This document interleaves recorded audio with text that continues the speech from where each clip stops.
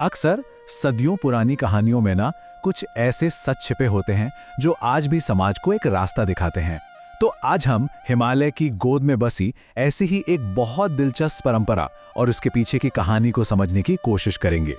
ये एक ऐसा सवाल है जो हम सबके सामने कभी न कभी आता है, जब कानून की व्यवस्थाएं काम नहीं करती या उन तक पहुंचना ही बहुत मुश्किल हो जाता है, तो एक आम इंसान इंसाफ के लिए आखिर कहां जाए। देखिए, कुमाऊं के लोगों के लिए इस सवाल का जवाब एक बहुत ही अनोखी सांस्कृतिक और आध्यात्मिक प्रथा में मिलता है। ये एक ऐसी व्यवस्था है जो पूरी तरह विश्वास पर टिकी है और पीढ़ियों से चली आ रही है। तो चलिए, इस कहानी के जो हीरो हैं, जो इसके केंद्र में हैं, उनकी शुरुआत को समझते हैं। ये कहानी है गंगनाथ बाबा की, जिनकी जिंदगी त्याग, प्रेम और धोखे की एक असाधारण गाथा है। तो ये है गंगनाथ की पूरी कहानी एक नज़र में। पहले वो एक नेपाली राजकुमार थे, फिर उन्होंने अपना सिंहासन छोड़ दिया, एक ऐसी मोहब्बत की जिसे समाज ने मंजूर नहीं किया। उनके साथ विश्वासघात हुआ और उनकी हत्या कर दी गई, और आखिर में वो बन गए एक दिव्य न्यायाधीश। उनका ये पूरा सफर काफी नाटकीय था और यही सफर उनकी शक्तियों का आधार बना। जरा सोचिए, कोई अपनी सत्ता और ऐशो आराम को ठुकराकर अपनी राह खुद चुनता है। गंगनाथ ने बिल्कुल यही किया।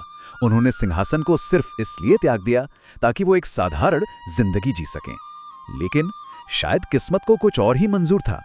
अब उनकी जिंदगी का अगला पड़ाव प्रेम और उस दौर के सामाजिक नियमों के बीच टकराव का है, और यहीं पर उनकी कहानी एक दुखद मोड़ लेती है और उनके दिव्य स्वरूप की नींव रखी जाती है। उस जमाने में इस तरह का रिश्ता समाज में बिल्कुल भी स्वीकार्य नहीं था। उनका प्यार असल में उस समय के कठोर सामाजिक नियमों के खिलाफ एक तरह का विद्रोह था, और इसी विद्रोह ने उनके लिए दुश्मन पैदा कर दिए। और उनके इसी प्यार की वजह से उन्हें बहुत बड़े धोखे का सामना करना पड़ा। जिन पर उन्होंने शायद भरोसा किया था, उन्हीं लोगों ने उनकी हत्या कर दी। मतलब न्याय की तलाश करने वाले एक इंसान को अपनी ही जिंदगी में इतना बड़ा अन्याय झेलना पड़ा। लेकिन कहानी यहां खत्म नहीं होती, बल्कि उनकी मृत्यु के बाद गंगनाथ की आत्मा को एक दैवीय शक्ति मिली, और अब वो गंगनाथ बाबा के नाम से जाने जाते हैं।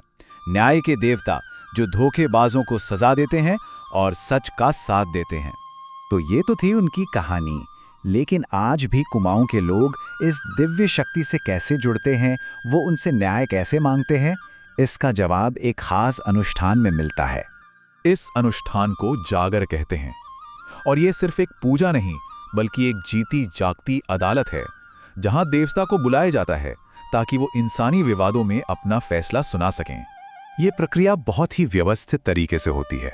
गांव के लोग एक साथ आते हैं, फिर संगीत और मंत्रों के जरिए देवता का आवाहन किया जाता है, और फिर ये माना जाता है कि देवता किसी माध्यम के शरीर में आकर सच और झूठ का फैसला करते हैं। अब एक समाजशास्त्रीय नजरिए से देखें तो ये बहुत ही दिलचस्प है। जागर असल में एक सामाजिक न्याय प्रणाली की तरह काम करता है, खासकर तब जब औपचारिक कानूनी व्यवस्था की पेचीदगियां, खर्च या फिर सांस्कृतिक दूरी की वजह से वो आम लोगों की पहुंच से बाहर हो जाती है। ऐसे में समुदाय अपने विश्वास के जरिए सच्चाई और समाधान खोजता है। तो चलिए, इस वैकल्पिक न्याय प्रणाली के असर और इसके मतलब को थोड़ा और गहराई से समझते हैं, क्योंकि ये सिर्फ एक कहानी नहीं बल्कि समुदाय के लिए एक जीती जागती और कारगर व्यवस्था है। यहाँ एक बड़ा ही गहरा कनेक्शन है। जिस अन्याय ने गंगनाथ की जान ली, वही उनकी सबसे बड़ी ताकत बन गया। क्योंकि वो खुद धोखे का शिकार हुए थे, इसलिए लोगों का विश्वास है कि वो छलकपट को तुरंत पहचान लेते हैं और अन्याय के खिलाफ फौरन कार्रवाई करते हैं। तो समुदाय के लिए गंगनाथ बाबा सिर्फ एक जज नहीं हैं, वो एक रक्षक हैं, एक मध्यस्थ हैं और सच्चाई के अंतिम संरक्षक हैं। वो उन विवादों को सुलझाते हैं जो अक्सर काफी जटिल और व्यक्तिगत होते हैं, जिन्हें शायद कोई बाहरी अदालत कभी समझ ही ना पाए।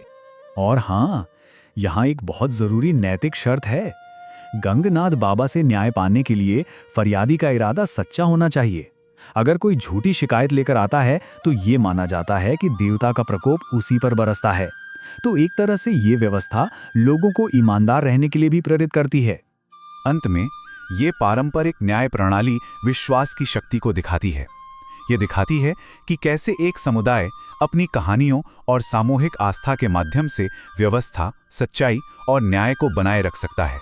और ये हमें इस अंतिम सोचने पर मजबूर करने वाले सवाल पर छोड़ जाता है।